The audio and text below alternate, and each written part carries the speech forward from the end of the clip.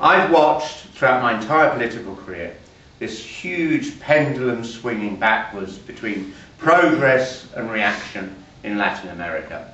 The event 50 years ago, the defeat of the Batista dictatorship, which had the total backing not just the American government, but of course the mafia and organised crime, who saw it as a nice lucrative little outpost.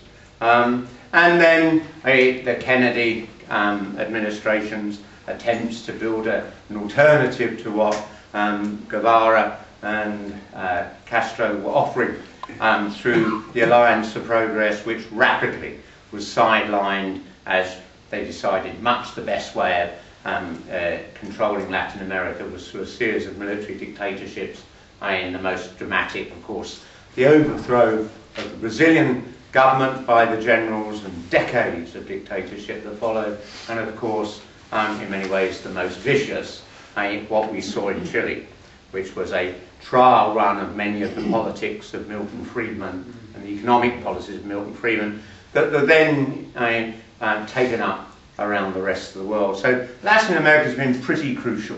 And if we look at the history of Latin America over the last 100 years, it has been a massive relative decline.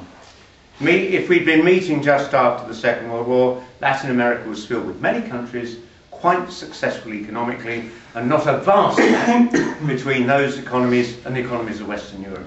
What we've seen has been the impoverishment of much of Latin America. The most dramatic example in many ways is Venezuela. Venezuela, at the end of the Second World War, was something like about 4 or 5 times the average GDP per head of the rest of Latin America.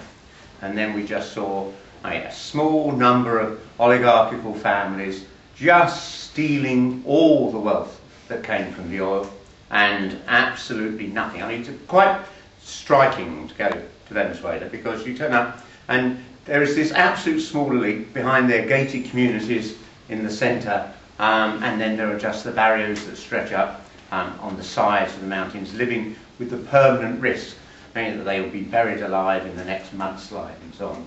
And what you see happening in Venezuela is what we've seen happening with Cuba. What America fears, what American imperialism fears, more than anything else, is the example of an alternative that works.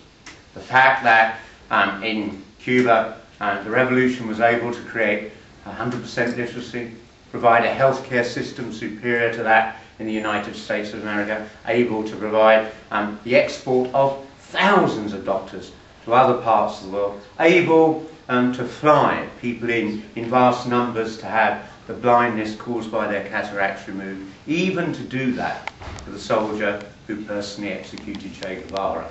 And this is an amazing example. It's why, perhaps, with the exception of Vietnam, America's put more effort into trying to contain the Cuban Revolution than almost any other thing that it has done in Latin America.